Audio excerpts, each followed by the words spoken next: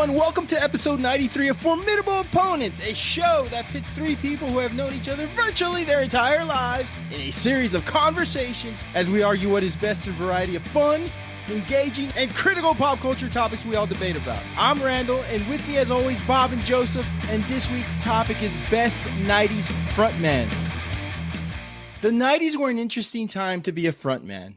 With the continuing exposure of MTV and the dawning of the internet, in connection we saw many a lead singer reluctant for the limelight, while others felt godlike. New complexities arose, and the immersion of Gen X experiences overtook the pop culture terrain. Musicians were creating hits from a pastiche of emotions. Pop was no longer facade replete with infectious party tunes. It was a different sound. A new sound overtook the mantle of the zeitgeist, and with it brought its baggage, emotion, and honesty. The tortured souls of grunge led the decade, speaking its problems of society, and alternative was now the new norm.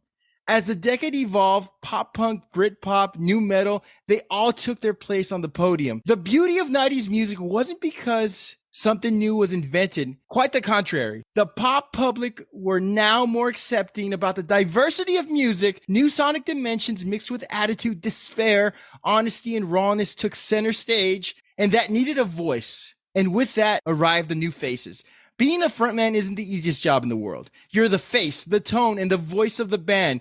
This week, we're talking about the maestros who controlled the audience, who lent us their cathartic voices and related to our emotional experiences. This week, Formidable Opponents debates and discusses Best 90s Frontmen. As always, I'm joined by the only two guys who do not need to Google the lyrics to Yellow Ledbetter. Bob and Joseph, how are you guys doing? It's all just a mumble, really. Yeah, So pay guys, me, and then I'll start paying my full attention. All right, guys, so we're going to start off very simple. In your opinion, what makes for a good frontman? It's got to have a sweet ass.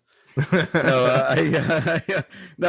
got to have a great voice, maybe a signature look or a signature something. You know what I mean? He's got to have that it factor that makes him like stand above and beyond his band. I think that he's got to be the front runner. When you think of that band, you think of that specific person, that front man. So he's got to stand out for sure. For me, it's mainly, who am I there to see? It's that persona, right? Like it's that reason that you're there at the show. It's really the person that's grabbing your attention the whole time, whether you're at a live show or watching. I think this is more a visual thing, because if you're just listening to them, it might not hold the same weight. But just that visual appearance that you are locked into, that you've paid your money to see. Like I said, sweet ass. Gotta have a sweet ass. To use a few sports analogies, you're the point guard, you're the quarterback. I think in the 90s in particular, you better know how to sing. This is not the 80s where David Lee Roth, who couldn't sing for shit, was like, one of the most famous frontmen in the 90s. And we'll look at each of our individual honorable mentions and our selections. And one thing they had in common is, aside from the showmanship, they all could carry a tune. The 90s were very focused on that. I mean, they were the conductors. They were the energy. Anywhere they went, we went. They were the leads, and they manipulated the audience's emotions and took us where they wanted to take us. Now, granted, guitarists, bassists, drummers, keyboard, whatever, so crucial and important, but it's the lead. It's the front person that's really doing the audience persuading and really telling us the story about what the song and what the band is going to perform. And guys, we're not just talking about rock. The 90s had a lot of popular genres take shape during that era. What genre did you find had the most well-known or impactful frontmen? Is it grunge? The basis for me is some form of rock, because there were, although there were a lot of great female and male musicians in the 90s, a lot of it, other than rock bands, to me was solo singers or boy bands, girl groups of all kinds. So there really wasn't. Who's the front? I mean, I know there's like if you look at something like the Backstreet Boys or the NSYNC, people are gonna say like or Destiny's Child, or maybe Destiny's Child was but the 90s. Those aren't bands; they're like groups. Yes, exactly. That's what I'm saying. Like, I know people are gonna say like, well, obviously it was Justin Timberlake, but no, they were a group. They were a group of they're not frontmen. There's no front person. Yeah, so it's like. It's for me. It's rock. Like it's just there's the different genres of rock, like I said. But for me, I don't know. Who did you have, Randy? I did have grunge. I think when people think about the 90s, your mind immediately goes to grunge and rap. I mean, rap was on the cusp of being, this huge genre. And I think we forget about that a lot because hip hop was where it was, really being immersive and talking about the community and what was going on. But go ahead. I was gonna say, but weren't the rap and hip hop musicians? They're musicians. I know there's you can look to a group like NWA. Did they have a frontman? Did you consider No. Eazy the frontman because he was looking into the story? I guess he's the one that ran everything unfortunately into the ground. But I mean, Ice Cube was their best rapper. But I think, and we'll get to that in a minute because one of my honorable mentions is Snoop Dogg, and I was going to ask you guys, does he qualify as a frontman of a group? All right, we'll get to that. Group? Okay, sort of like hold that because when we get to the honorable mentions, I'll mention Snoop, and then you guys could give me your argument. Sticking to the grunge real quick, guys, I think that is a genre that was most associated with a decade. And here's a quick example, like Rob Thomas, and we made a few jokes about it, Bob, about Rob Thomas. I did. We won't mention the jokes, all right? But anyway, great voice, had one of the biggest hits of the decade. It was one of the biggest bands, but he really hit it big as a solo artist with Smooth. But it seems like, the 3 or so years of grunge rock took over everything that we don't talk too much about Britpop or post-pop or post-punk or pop-punk or new metal. Everybody goes to the 90s and immediately they start thinking of the Nirvanas, the Soundgardens, the Pearl Jams, the Stone Temple Pilots. And is that the first thing that comes to your mind, Bob? Yeah, I think grunge. I also think alternative rock. I think alternative rock was huge in the 90s. And although grunge kicked off the 90s, I think alternative rock basically took over the show from about 95 through, all the way through 2000s. I think we saw a lot of that. I think like STP kind of transitioned as well, to that grunge alternative style rock. I think we saw a lot of alternative bands and rock, especially like getting into the later 90s that really stepped up. So yeah, I would say it's a perfect little mix. Of course, we saw a lot of subgenres. We saw the Green Days of the world kind of bringing that punk sound back, you know what I mean? So there's a lot of genres for it, but definitely rock. I think you have to be in a rock band to be the front man. I know we're going to get into it right now, but sure. I don't think groups like Beck, I think, is an amazing artist, but he's the dude. It's like me saying Celine Dion. We can't say she's the front man because she doesn't have a band. It's just her at a fucking microphone. Look at me. So, it's I could have said that in Canadian voice, but, I didn't want to go there. But I think that's the difference. And Beck had 2 turntables and a microphone. So and a robot. So looking at your honorable mention list, guys, is there a frontman you felt was just criminally underrated? Who warranted more attention that didn't get the most attention or more attention in the 90s? I think this dude deserves a lot of props and a lot more attention. I've never been able to pronounce his last name. Ed Kowalski, the guy from Life. I don't know how to pronounce his last name. Joseph actually had a rat tail when we were in high school just for this guy. Ed Kowalczyk, isn't it? Kowalczyk? Is that how you spell it? Kowalczyk? You know what? That sounds a lot better. That sounds a lot better. Pennsylvania. Shout out, he was in Fight Club too. But Joseph, that sounds a lot better. Ed Kowalczyk or something like that. Yeah. Anyway, Ed from Life. Well, tell us a little bit about him. He's very unique, dude. Yes, exactly. He's bored. He's like.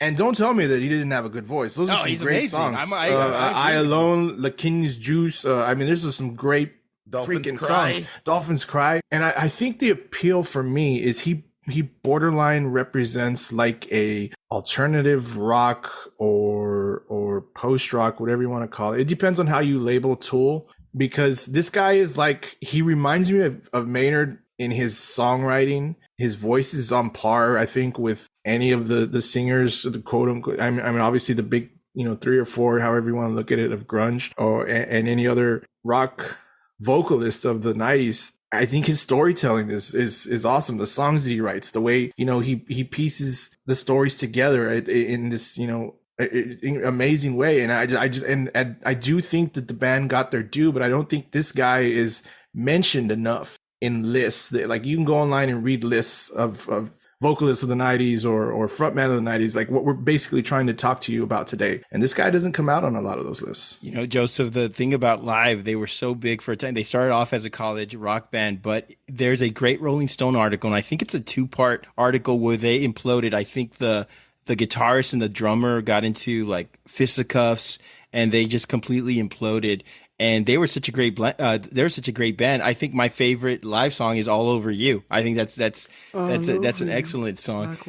Did you have any others that you wanted to mention, Joseph? No, I think everybody else on the list, that, you know, when we get into the honorable mentions, is going to be pretty like well known, and I think you all will agree with that. But I think I said, this guy just doesn't come out on these lists. Like, yeah, I agree. He doesn't.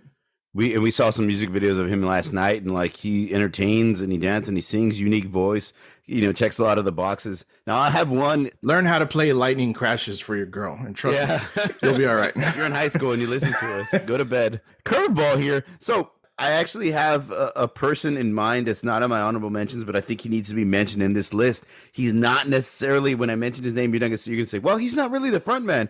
But he did sing lead vocals on a lot of the songs. I'm talking about Jerry Cantrell from Alice in Chains. Yeah, his voice, you know, as amazing as Lane Staley is, and his voice, and you know, the voice of Alice in Chains, you'd be surprised how many songs Jerry Cantrell sang as well. Lead vocals, backing vocals, harmonizing with Lane Staley, and I think he's extremely underrated for his amazing guitar play and singing ability, and he really stands out in that band. If you've ever seen Alice in Chains Unplugged, as cool and drugged up as Lane Staley was singing his songs, and you know, motionless and not moving, Jerry Cantrell was just as amazing playing his guitar and belting out songs as well, and taking the lead in some of the songs. So I think he's a very underrated person. He may not fit the frontman label, but he's an amazing dude, amazing singer, and I think he should be mentioned. I'm sure Lane Staley is going to be mentioned, but yeah, Jerry Cantrell just as well. Something I recommend everybody go do is go check out his first solo release, released in '98, Boggy Depot. It's actually really good, and it's Lane, it's Jerry. It's Jerry Cantrell, and he's singing all the songs.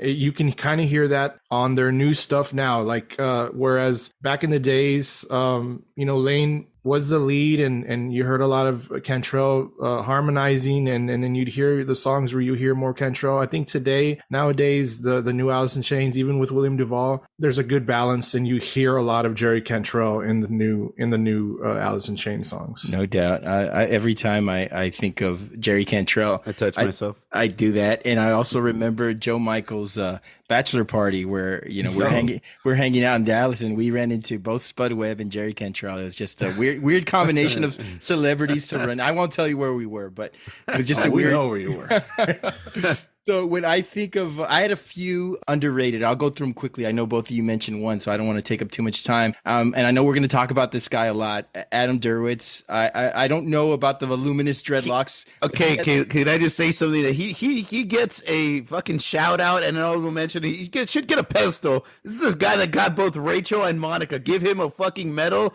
or a high five or something. He deserves something. He didn't stop there. Emmy Rossum, Monica Potter, Mary Louise Parker, Courtney Cox, Jennifer Aniston, Winona Ryder, and Trishelle from Real World Vegas for what that's worth. Jesus fucking Christ. This guy should have his own statue. I'm more impressed with the Trishelle from Vegas, from Real World Vegas. This guy was like the 90s version of Pete Davidson, and we didn't know he was there. He was just so versatile. I mean, his sad songs sounded great. His happy songs sounded great. I know he was battling some personal demons, but he always came with it. Another one I mentioned, John Popper from Blues Traveler. I think everyone knows Runaround, but anyway, and Hook. But he really had a great voice, and I wish he had a bigger career. Yeah. We talked about John Popper. Yeah, really talented voice. I love that he could play the harmonica in between, and it's such a different thing. Like, nobody was playing the harmonica in rock music in the 90s. You know what I mean? It was such a different thing. So I really dig him. He's got a really cool voice. The only time that we ever heard a harmonica in a song was "That's What Friends Are For," and then That's what friends are for. and then of course the beginning of Roseanne. But then John Popper made it popular. And so the last one I want to mention is Ed Roland from Collective Soul. So I saw them in concert a few years back. This was way past their glory days. The dude still thinks it's 1993. He's about 5'3". In the 90s, with his trench coats and his long hair in his videos, they made him seem much taller. But I will say this, one of my most entertaining concert moments, and like I said, this was long past their glory days, when they sang Shine, he was on the piano and he sang like the first verse like, because he said he wrote the song on a piano, and he ran across stage after the first chorus was being sung, and he missed the whole chorus because he had to catch his breath. And I mean, with those tiny legs and that age, but I really thought Ed Roland in Collective Soul had a few good years in the '90s, and I thought he was a great lead singer. That's funny because that was my first concert ever. I saw Collective Soul as my first concert ever, and he got pissed off because somebody threw a beer at them on stage, and hey, stop the concert, and he got all threw a hissy fit, and then he continued on. But yeah, that's cool. Yeah, he's a good one, man. I think they didn't have a lot of hits, but he's all right. I think he's a good singer. Which frontman from a popular band you cannot stand? Who's the most overrated? Tom York. No. Why? Take some tough I knew Randy was gonna get pissed off. I got one eye. But I agree. I do think I can't stand him, and I think he's very much overrated. I think that he's like very like he doesn't give a fuck. He's got that I don't give a fuck attitude. I think people and his fans like they're really like super fans of him because I love a lot of his music. Paranoid Android's one of my favorite songs of all time. Karma Police. He's put out I love their Fake Plastic Trees. A lot of their they put out a lot of great shit. But I think the fans too they kind of like push him too much. Oh, he's a poet and he's so special and he's I think people can get like it could rub people the wrong way. I can see that. I was gonna go with Eddie Vedder, but I think that's too obvious. So I'll go with Steve Horwell from Smash Mouth. Yeah, I got him there. Too. Most overrated. Might as well be walking on the sun. Get the fuck out of here. Hey, bro. Hey, it ain't no joke. Steve Harwell. I like that song. I'm not gonna lie, dude. I was surprised to find out. Damn it, Joseph. I was surprised to find out he was American. I always thought he was like Australian or British, but he's, unfortunately he's American. Anyway, so Mark McGrath is from Sugar. He seems like a nice guy, Mark McGrath. If you ever listen to, he has a host he hosts 90s on 9 radio show on Sirius XM called Mark McGrath's 120. He has some great stories and he's very self-aware, very self-deprecating, but I do think he was a bit overrated. I don't as a person he seems like a cool guy, but I didn't think he was a very good singer. And then I had Scott Stapp from Creed. Why did he sing every song like the crowds were going apart for the rapture? It's so over dramatic. I blame him for men wearing jeans with designs on their back pocket. You obviously don't have enough friends from Mexico that play soccer. I do like Tejano Saloon, sir. That's all they have is bedazzled jeans. I do like some Creed songs, but after a while, I just feel like telling him to calm the fuck down. The dude sings like he's singing to our Lord and Savior. So why don't you calm down? He sings like he's representing the entire world in a battle. Stop it. Okay, and then the last two I want to mention real quick is Dave Matthews. Every woman between the ages. How dare you? Dave Matthews is a fucking saint. He's a fucking saint. It's like he's got 12 fingers. Little baby man.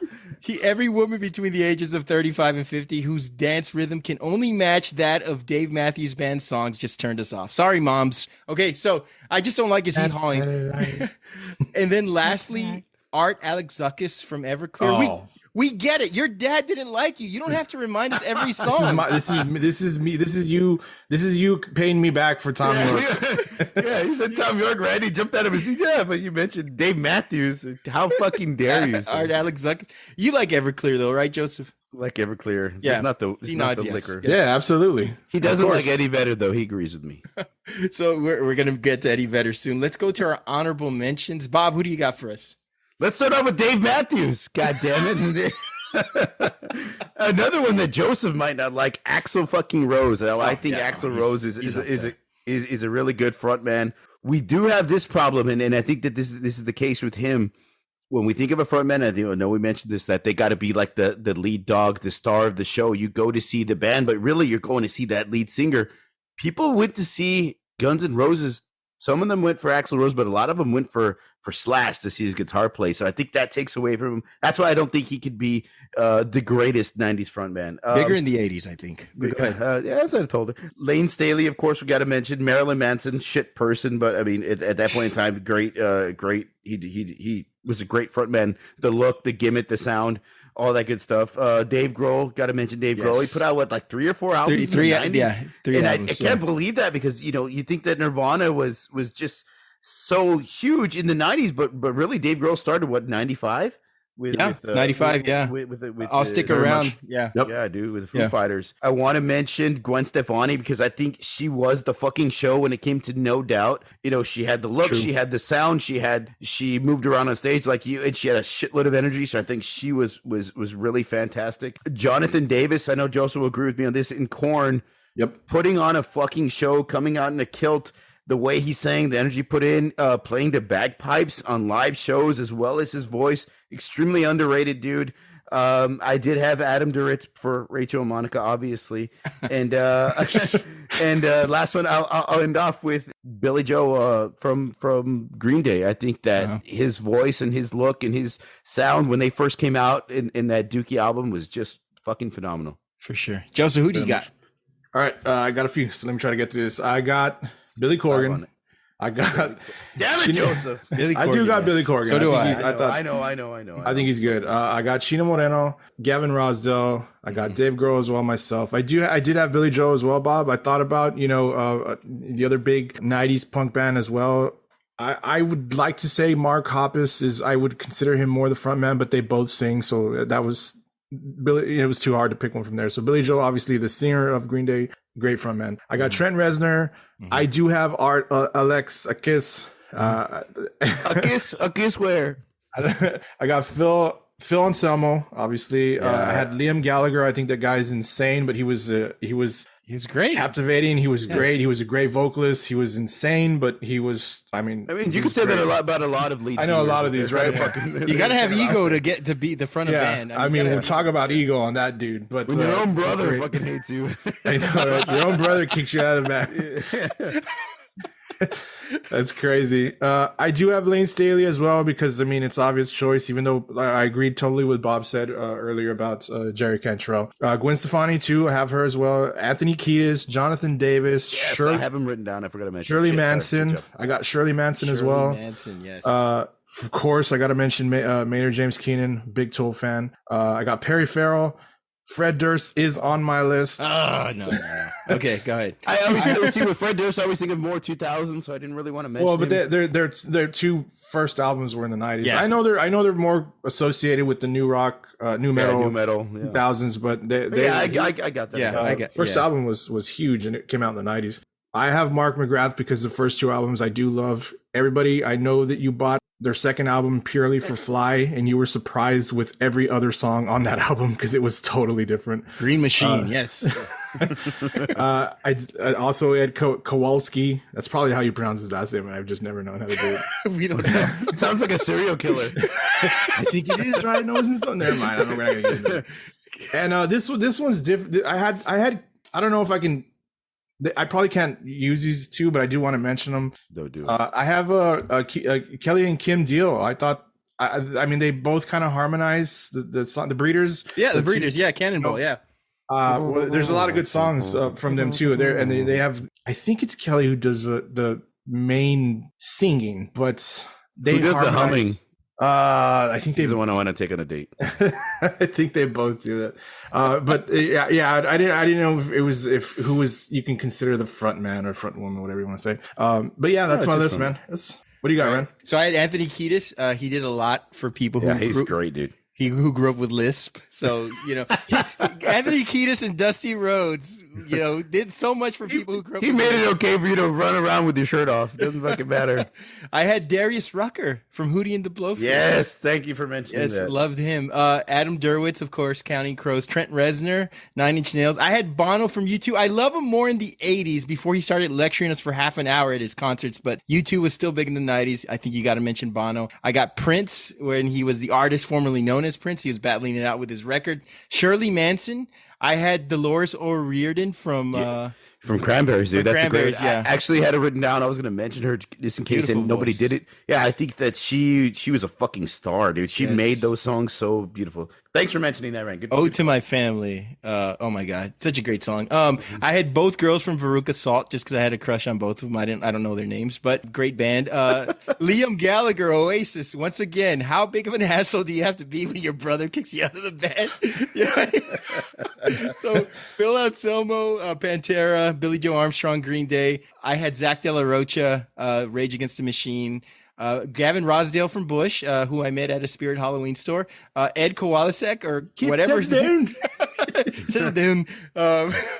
I had Axl Rose, better in the 80s, but still big. Use Your Illusion 1 and 2. Terminator 2 were in the 90s. You got to include them. Lane Staley, Rivers Cuomo, Billy Corgan, and Dave Grohl. And I had Snoop Dogg. Let's revisit this. You guys don't think he qualifies? Yeah, look, I think Snoop Dogg is fucking amazing, dude. I actually chose him and his song for the best rap song of the 90s. But I think for a front man, he's better be fronting a band, you know. So I just don't think he qualifies in this particular topic. I mean, fucking amazing. One of my favorite rappers, dude. But I don't think he qualifies to fit this topic. I don't know how you get that, man. He's a solo musician. He's a great solo musician. He's a great solo rapper. I know combined so many. I know he's collaborated with so many people, but that's my logic. But his albums were released as back then Snoop Doggy Dogg or Snoop Dogg now or whatever he goes by now. And it's always been him, and that's why he's tremendous. One of the greatest MCs of all time, one of the greatest rappers of the 90s. But he's a solo musician. You know, and then last, it's going to be controversial for me, but I think you cannot go without saying, because this was number 2 on my list, Eddie Vedder from Pearl Jam, and I think he was a close second. You guys don't agree? No. I agree. I agree. He's in the conversation, but he's top 10. I wouldn't say top 2. I think. Okay, I'm glad you said that, because if you said no, he doesn't belong, then that would have been pure solipsism. Because you got to mention him. Yeah, he was tremendous. Yeah, I got to mention him. And see how I'm enunciating. Enunciate. See, you can hear me clearly. I think he's in the top 10. I think there's a lot of people had a bigger impact on 90s rock music than he did. So I wouldn't put him in the top 3 or 4 or 5. I think he's in the conversation top 10, but I don't think he's as big as you want him to be. And I get it. You know, we all joke about Yellow Ledbetter and Even Flow, and there's a ton of videos that we post about people not understanding what he's saying, and I know those songs are, easy to make fun of, but nobody can compete with his vibrato. He doesn't shout all his songs. He has a controlled voice. He brings a cascade of emotion to every song. He has true soul. So does Bryan Adams. He brings and he's wonderful too. He brings the audience in. And one of the most difficult things to do as an artist is to get the audience to channel the emotions you're exemplifying. And Vedder has done this for decades. That's why, unlike most of our picks, he's still alive, and he's sang alive, but he still leads a band that's selling out arenas worldwide. You can say you don't like him or that he's overrated, but if he was overrated, he would be a relic in the decade. Pearl Jam is still going strong, and I think he's just still has that voice, and so many singers imitate him with that weighty baritone that transforms into an energetic scream, but he's too ferocious to be matched. And the last thing I will say, and this came out in 2007, so this doesn't lend to my 90s argument, Into the Wild, his solo album for the movie, is incredibly well done, and I hope you guys could listen to it because he's excellent on that album. And both of you, I'd rather watch Flies Fuck. Like Bob said, I'm not going to say he doesn't belong in conversations or he isn't welcomed in lists and publications and discussions like this. It's just, if some of them, did he write good songs? Yes, I love the Pearl Jam's 10 album. I do. I think it's a great album. It's got a bunch of good songs on it. Yes, we make fun of the jokes. We make fun of the later songs. And there's songs that he's written, that the band has written later on in life, later on in the years, that I like as well. Stage presence. Okay. Weighs heavy on me too, and I don't see that from Vedder. I know back in the days he did some stupid shit. He would jump off the balcony. I know, but that's it. All he's doing is just kind of. Let me jump on you and show. All he's kind of doing is just swinging back and forth with a crazy look in his eye. Nobody ever tried to stop him. Please jump further. Well, of course he jumped off the fucking speaker thing, whatever. He was just standing there looking like he wanted to do it all night. Well, I don't think you could mention 90s without Eddie Vedder, so I appreciate you both at least admitting he belongs in the conversation. So let's go on with our picks. Bob, who do you got for us? It was kind of a difficult choice for everybody. I think we already knew what our top 3, top 4 were, and it was just a matter of who we wanted to choose, who we really felt was the guy. I went with Chris Cornell, the man with Randall, and this is to you, the best and most recognizable voice of 90s grunge and alternative rock and roll. His voice and his band Soundgarden were the first grunge rock band to sign with a major label, Sub Pop. And in fact, it was this signing that motivated Cobain and Nirvana to sign with the same label, later on that year. Cornell's voice and his music inspired and impacted many of the names on our list, including Cobain and Cantrell and Axl Rose and your boy Eddie Vedder. In fact, Eddie Vedder was basically introduced to the world by Cornell, which pushed him and brought him on stage after the death of their good friend. So I think that without Cornell's push and help, we wouldn't have Eddie Vedder. It's just too bad he didn't teach him how to enunciate. Alice Cooper has even come out and stated that Cornell is known as the voice because he is the best voice in rock and roll. And so he's got a lot of these big, huge names that all look to him for guidance and inspired a shitload of these musicians. Like I said, I know even Shirley Manson in Garbage mentioned she had a song written Chris Cornell. She later changed the name to because he was such an inspiration, and she was the reason why she got into rock and got into music, or one of them at least. Fans, they get a great taste of his voice in his 91 album, Bad Motorfinger, with singles Rusty Cage and Outshine. I think Rusty Cage is one of my favorite from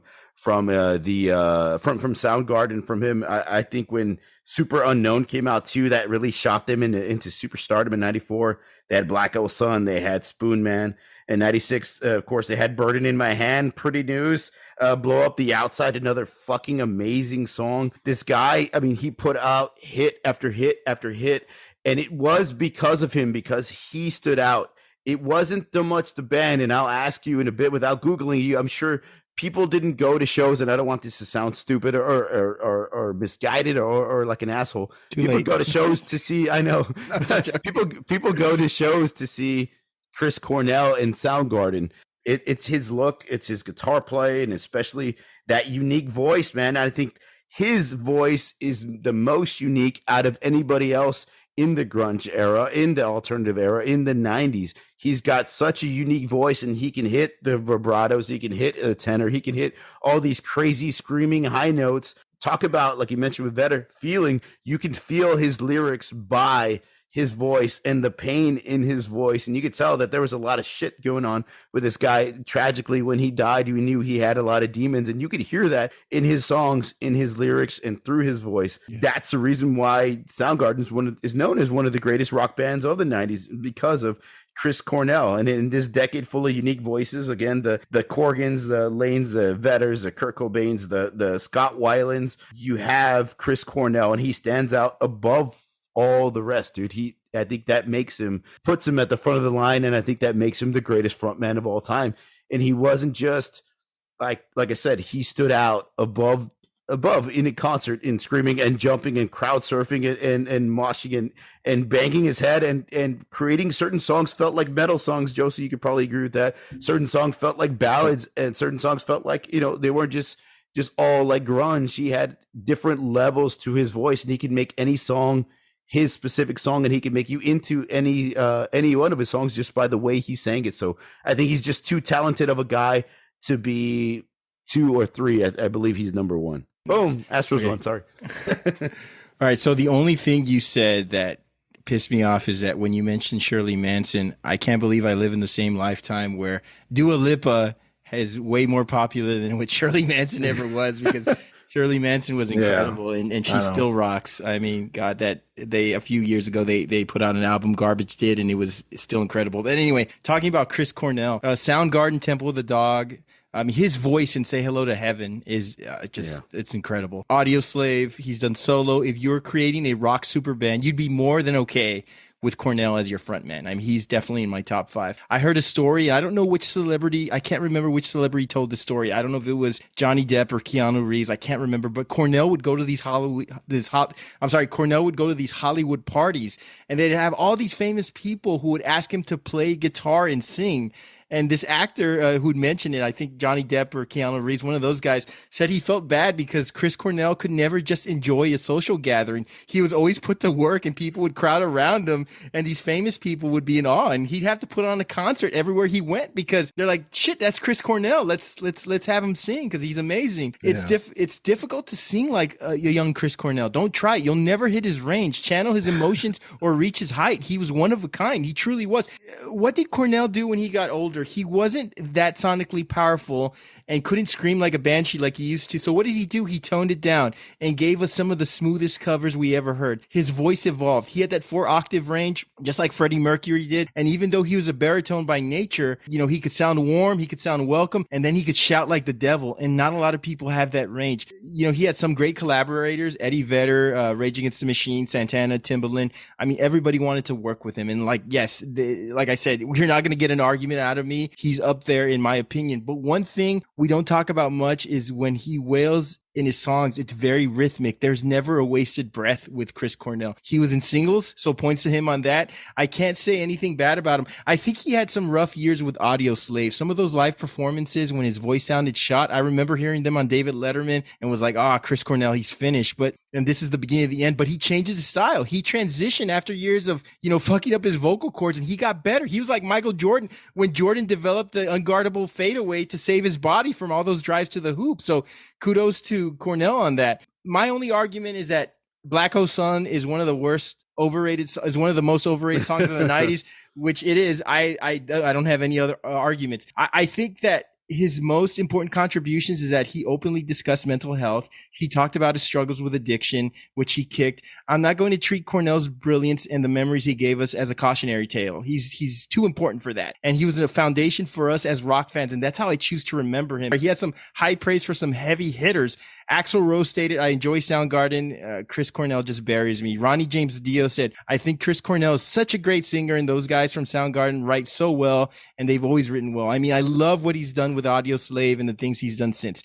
You said Alice Cooper said he was in our circle. He was known as the voice because he was the best in the rock business. Eddie Vedder said that Cornell was the best singer that we've got on the planet. Best singer of the 90s, one of the best voices of all time. I have him number 3 only because the other 2 I picked before him had more of an influence in the zeitgeist and had that big initial burst. But during the grunge era, I enjoyed, Nirvana and Pearl Jam songs more than I did Soundgarden, but I do love him though. And I think this is a great pick. I think a lot of people would agree with you. Joseph. None of us mentioned our picks in each other's honorable mentions. Obviously, Cornell would have been on that list, and he probably would have been my first honorable mention. He is the voice. If we're talking about like the greatest voice of the 90s, it would be really hard for me to. I do want to say it's him. It is him. Like when I listen to Cornell, and I talked about this with Bob the other day. There's a cover that he did. Not a cover, a live performance that he did of Fell on Black Days in some studio session with somebody playing a cello, and it just sounded so freaking beautiful. And so his voice will probably be the greatest, and I maybe would put him up against Cobain as far as voice, and it would be a close battle because I do believe as far as the topic, and I loved how we discussed before we got started, like we're basically like. We all love each other's picks. Like it's so hard. Make sure you say that. Pronounce the P. I'm sure everybody knew what I was talking about until you threw that little one-liner in there. We all loved each other's selections. Okay. Thank you. Get on with it, please. Good size collection, average size collections. We all loved each other's selections. We all found it, I think we all found that it was going to be very hard to argue against anyone's selection.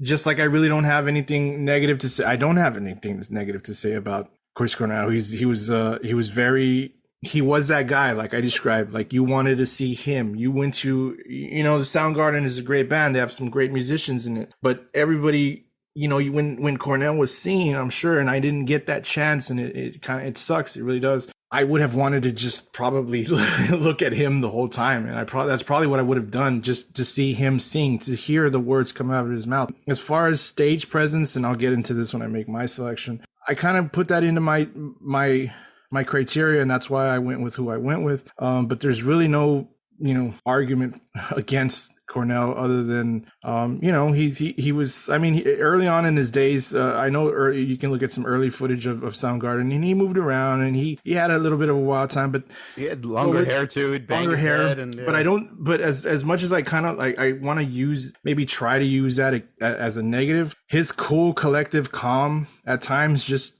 on stage and sitting down on a stool or something, that was just as much perfect. It's really just kind of nitpicking at grasping at straws, whatever you want to call it. Yeah. But this is a great pick. He would, like I said, he'd probably be my second selection if I didn't go with who I selected. I would say, and Joseph, you brought up a very good point, that when we talk about best 90s frontmen, it's not just about the singing. It's the total package in terms of, how they evolve the audience, how they energize the stage. And then when I think about Chris Cornell, other than Kim Thaliil, who had a very unique look, I don't remember what the other guys from Soundgarden looked like. I know Matt Cameron went over to Pearl Jam, but I don't really, I couldn't pick him out of a lineup because Chris Cornell was Soundgarden. I mean, that's who you think of when you think of Soundgarden. The way he looked, the way he just sounded, and I mean, he's just a terrible loss because I think he'd still be involved in music today. That was one of that one, and obviously that was rough. I think all the ones that we had, yeah. But I remember hearing about him passing, and it was just. It's just a shitty day. It really was. Like, it was like, I kind of didn't even want to go to work. I think his anniversary was a couple months. It was May 17th, I want to say, right? I think so. There. It's really close. But great pick. Joseph, who did you have? Make sure you pronounce P, apparently. Imagine if Eddie Vedder was on our show, we'd all be fucked. What did he say? Arguably, one of the most acclaimed, versatile vocalists of the 90s rock era, I selected Scott Weiland.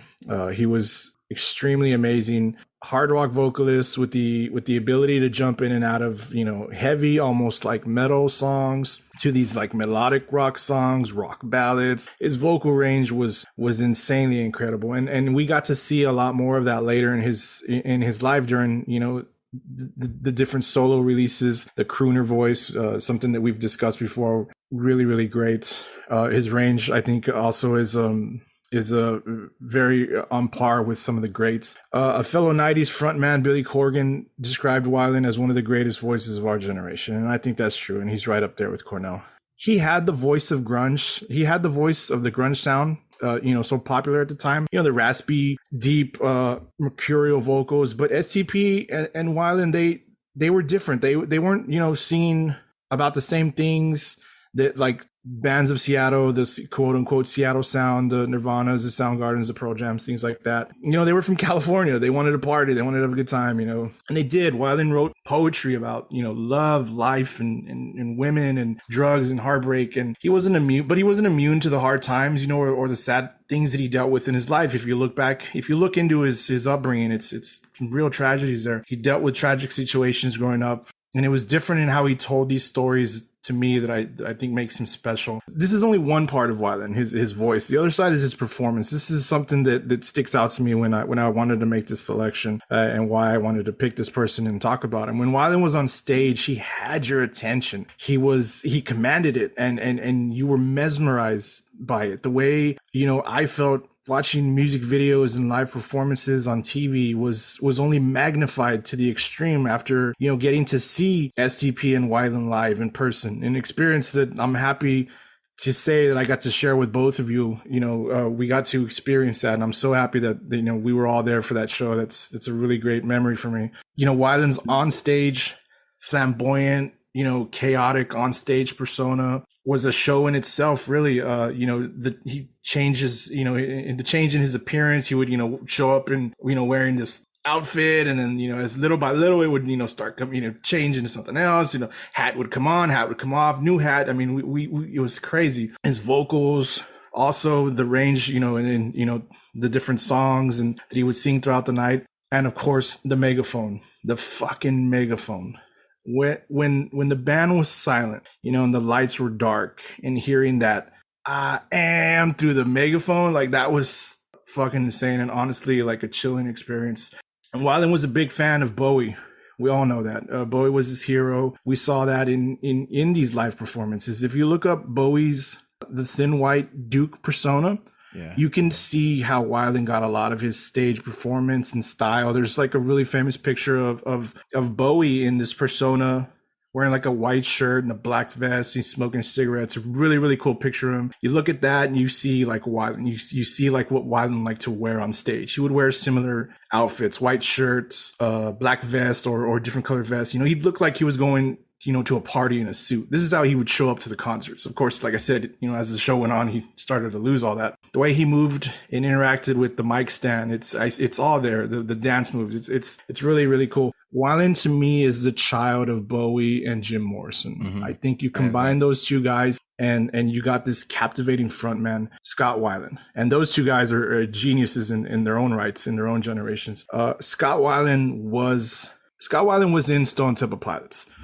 He was a singer for Stone Temple Pilots, yes. But to me, he was Stone Temple Pilots, which is why I feel so strongly against the band continuing without him as STP. Even while he was alive, doing this, it's just, you're not Stone Temple Pilots without Scott. Dean and Robert DeLeo and Eric Kurtz are great musicians. They are. You can't take anything away from what they've contributed to the band. But for me, it was Weiland. He was the guy that we went to go see. He was the guy that we were worried wasn't going to show up that night to the show back in October of 2008. We weren't worried about the band. We were just like, is Weiland going to show up? We're so close to the border. So he went on a viaje, right? On a little scooter or something? He did, yes. I think he went into Mexico. We were worried. But when he did, it was awesome. He was a being all in his own. And when he spoke, we listened. When he sang, we cheered. And when he passed, we mourned. That was another big one too. Like I remember, getting messages from Bob and other people, hearing about Scott Weiland's passing. And that was another day for us. It's incredibly sad. These two selections that we've made, both unfortunately, two so far, no longer with us. Yes. To me, he was the greatest. What you guys got? I will admit that it took me a little while to get on the Stone Temple Pilot bandwagon. I thought their first album was okay. Second album really brought me in. I can't support Scott Weiland because Stone Temple Pilot's second album, Purple, prevented Warren G's album Regulate G-Funk Era from being the number one album of the summer of 1994. So I had a little personal vendetta with Scott Weiland and Stone Temple Pilots because for Warren G, Nate Dogg, and Michael McDonald, I cannot support this pick. I love Scott Weiland. I think of Scott Weiland. And despite the success of Stone Temple Pilots and the number one album, and we got to remember, everybody thinks, well, were they a second tier grunge band? No, they weren't. They had top selling albums. Purple was such a huge album. Core was putting them on the map. They had good follow up albums. They stayed strong throughout the 90s. And I think a lot of people don't give them their due diligence. We had a whole show on Stone Temple Pilots. So if you want to listen to it, listeners, check it out. We go deeper into it. But I think there could have been more from Scott Weiland. Using the art of subtraction and taking away from the heavy drug use. He was convicted of buying crack cocaine in 1995. He was shooting up heroin. He was looking gaunt. And what do you say? Is it do the drugs make him do the things on stage that we enjoyed, or are they destroying them? I mean, it's a crapshoot there. I don't think any singer, and yes, most of them they used, but you can say that you saw an intense physical change in Scott. He was gaunt, pale. And although you see some of his younger performances, obviously he's on drugs, but he's there and he's an absolute showman. And as he got older and continued to abuse, he was out singing. He was singing out of tune. He was unsteady. And we worried about him. And we all noticed that. And Bob, you had mentioned you had saw him at a concert. He looked like he was in a daze. And there was so many times where we were saying, is he going to live? Is he going to last through the decade? Because Scott Weiland was just, living on the edge. And, like you said, he was our David Bowie. He was our Jim Morrison, and probably the best frontman on our list, who was equally as entertaining when he wasn't singing on stage as he was while he was singing. You had so many people comparing, STP to Pearl Jam, and we've beaten that argument to the ground here, so we won't get into that. But they carved their own path, and STP was the biggest rock band right after, quote unquote, the grunge era and when Kurt Cobain died.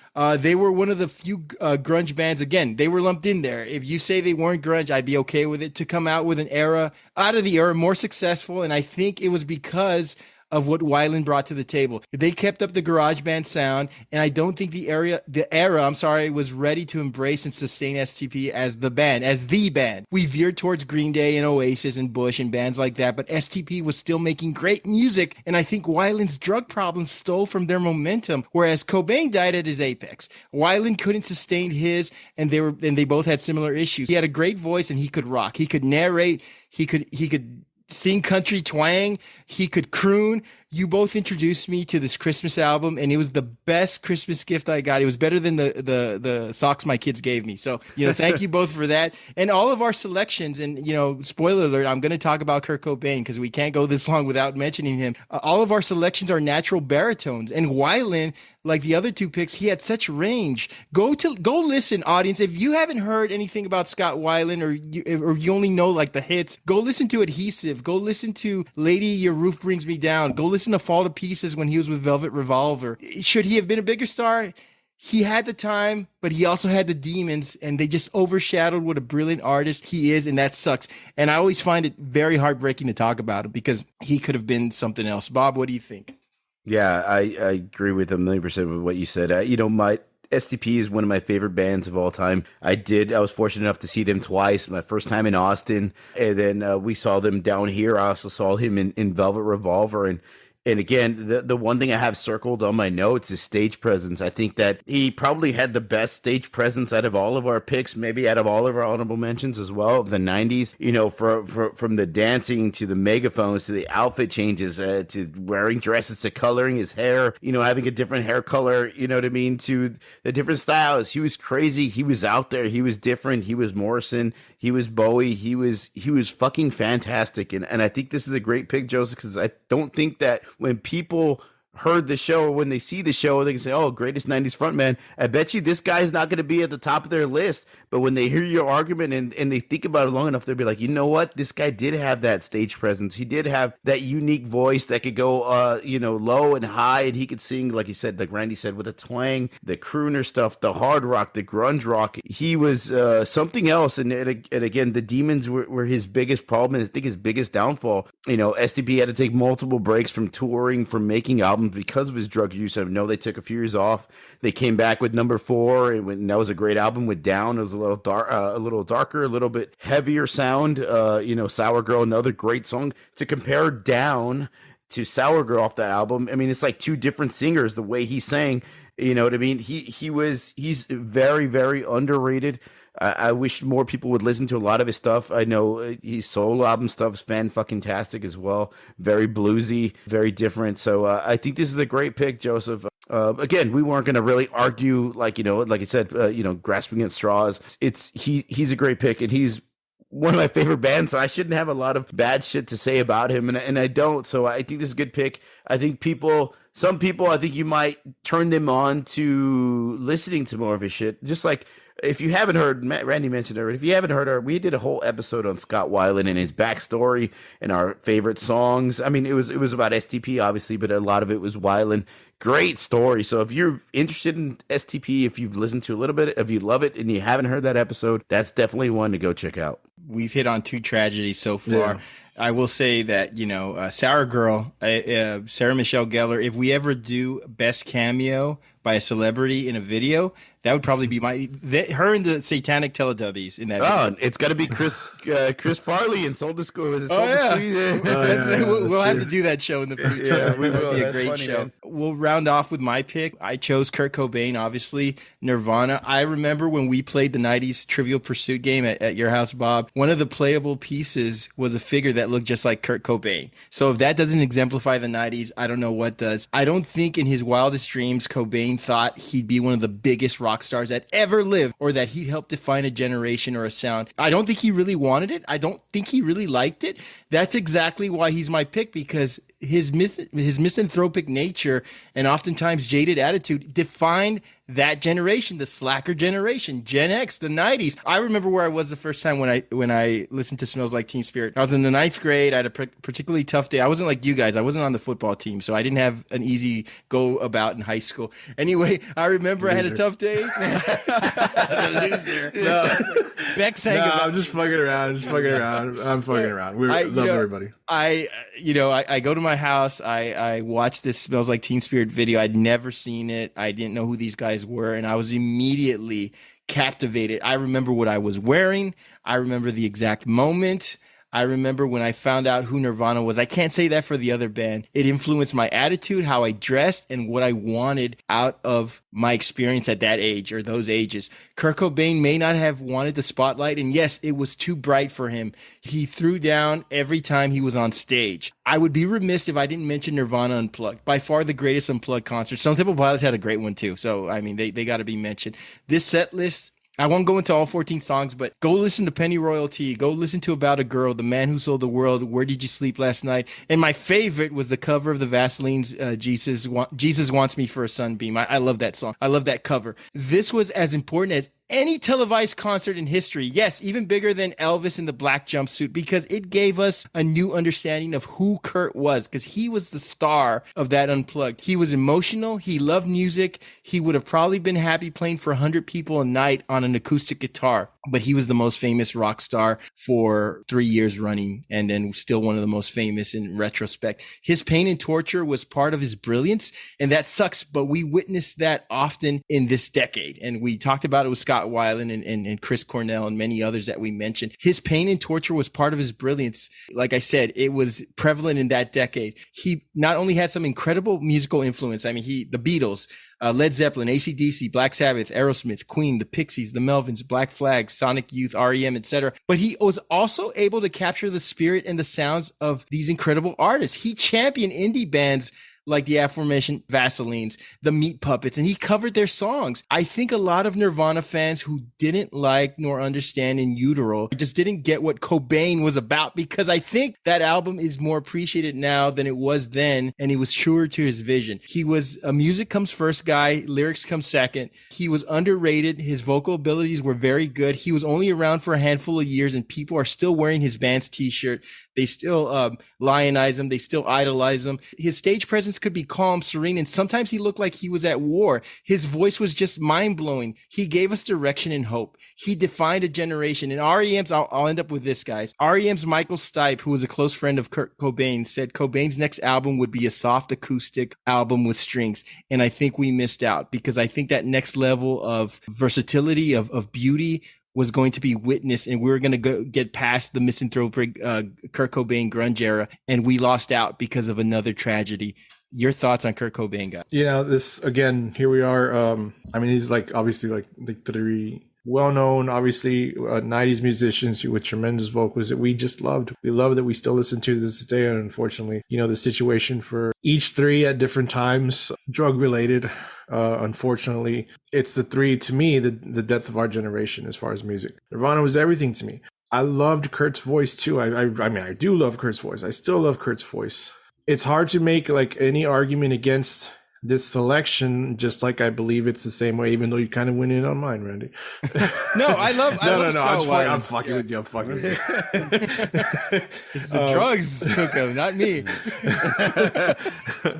Okay, so vocal, if we were doing best vocal, best vocalist, best singer of the 90s, I would have Chris Cornell as number one, and Kurt Thank you. I think Kurt for me would be number two. As much as I enjoy Nirvana and love Kurt's voice too, it just probably comes from a range point, and that's because I'll even put Kurt's voice. I don't know. That's a whole other topic. I'm sorry, we're going off topic here. Is it better than Adam Derwitz's? Yes. Okay. Good. Okay, we're okay then. Yeah, but Adam Derwitz is hung. That's Rachel. I guess my only knock, and it's kind of what you said, and you look at it as the fact that he didn't want it, and it's sad that the fame made him feel the way that he felt, and that what led to his ultimate demise. That this unwanted fame, this unwanted popularity. This isn't who I wanted to be, but you were a musician and you were releasing music, and I know that's kind of a shit thing to say, but it's kind of, what did you think you were signing up for? But and I know that's kind of some harsh shit to say, and I guess that's really the only thing that I have. He didn't want this. He didn't want the frontman title. He didn't want this greatest frontman title that you're giving him. That kind of, I don't know. I think that to me that contradicts the topic and the choice. But but I am a huge fan, and I really enjoy maybe the short, time that we had them, because we did mention Dave Grohl. We did have Dave Grohl in our honorable mentions. Yeah. And I know Bob mentioned something earlier and the other night that he's probably going to mention right now, so I want to let him get into that. The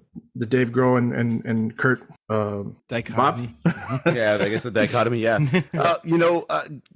again, I'll go with. We mentioned, if you talk about Kurt Cobain, do you think of, grunge music in the 90s? It's Kurt Cobain. It's Nirvana. You think of Kurt Cobain. As far as being a singer, he's a very polarizing person to look at, you know what I mean? But he was very introverted, always had the bangs over his eyes, always like had that blank stare, like he's not trying to look at anybody while he's singing because he's afraid somebody's gonna be looking at him, that type of thing. He had a weird I want to say he didn't want to interact with the audience, and if he could be playing to one person, as long as they weren't looking at him, I think he would put on the best show ever.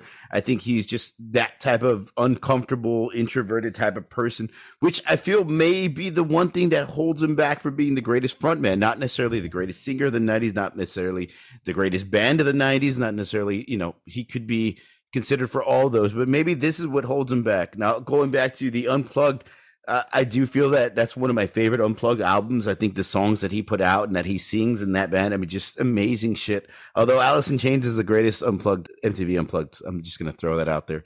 Now, dude, Alice in Chains. And going to Chris Cornell, he put out an acoustic album, I think 2000 and what, Joseph, like 2004, 2005. That was just amazing shit too. Going to the Dave Grohl thing, I know we mentioned it last night.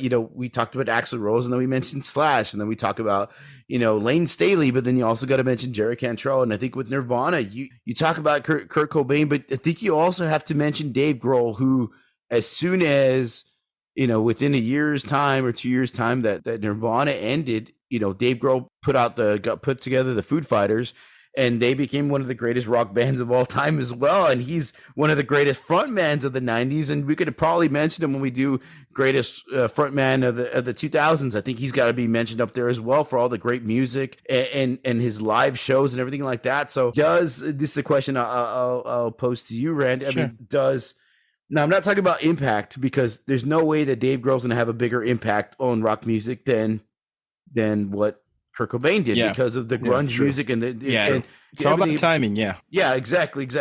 But I think Dave Grohl may have surpassed him as far as rock and roll music and what he's put out. Granted, he's had a longer, stay of music, you know what I mean?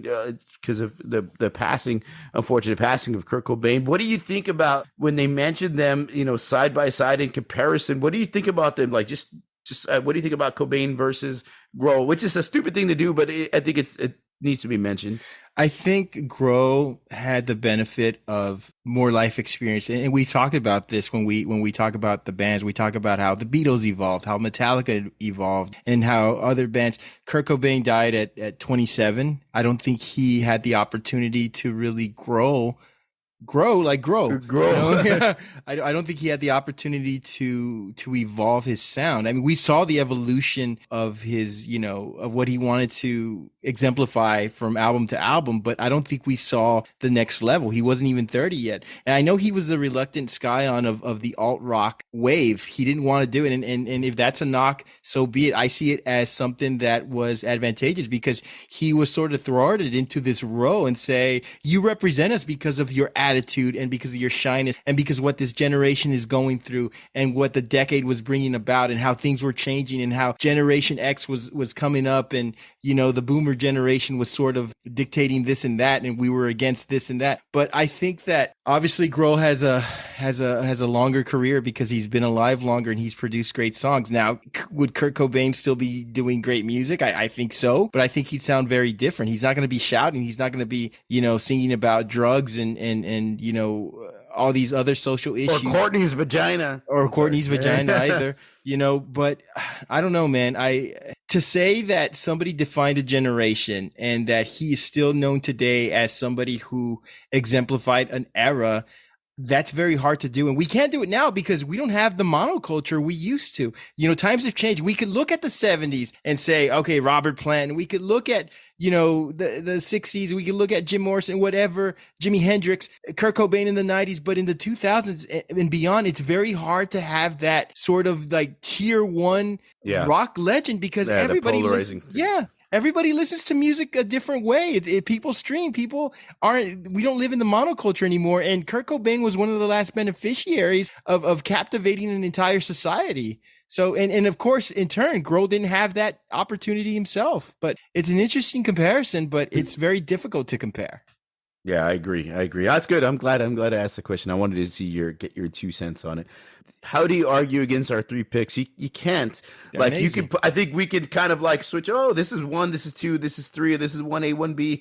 Whatever it is. But they're all in the fucking conversation, and they're very hard to argue against. Again, you look at different things. But I'm glad this is a really great topic. I think we brought some really great, interesting points, and I hope people don't.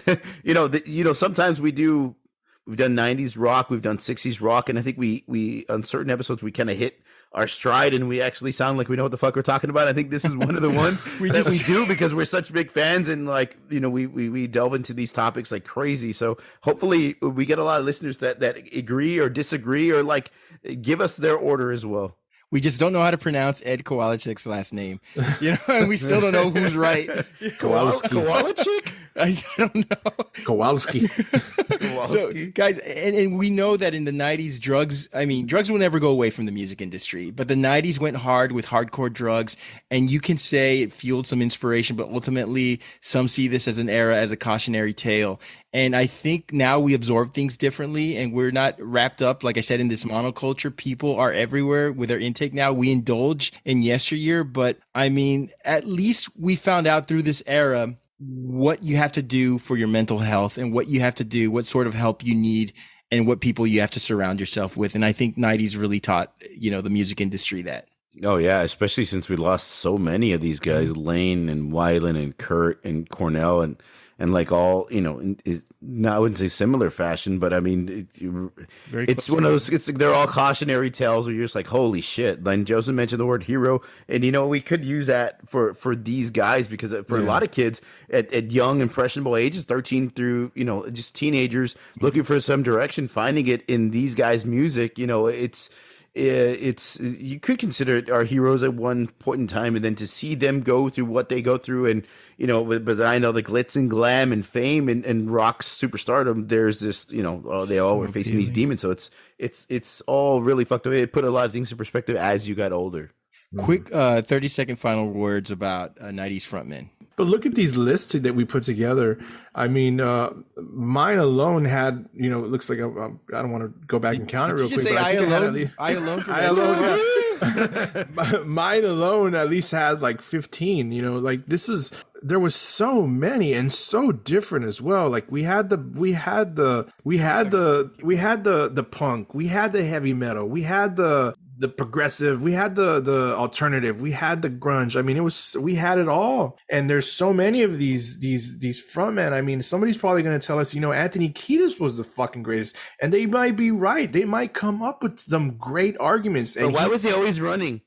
and he has his own tragic tales in his lyrics, about and singing about California all the time. So it's wow. Like I know we went with, like, our 3 are probably, yes, I think they are the most recognizable and one of the, the top tier of these lists. But man, what a great group of individuals. That. Yeah, very influential. Bob, quick final words. No, man, I think that this is I love talking 90s rock and rock in general, but I think that this decade we found our own, Jimi Hendrix and Robert Plant, like our parents had when they were growing up. This is our generation's lead singers and these great, just polarizing figures.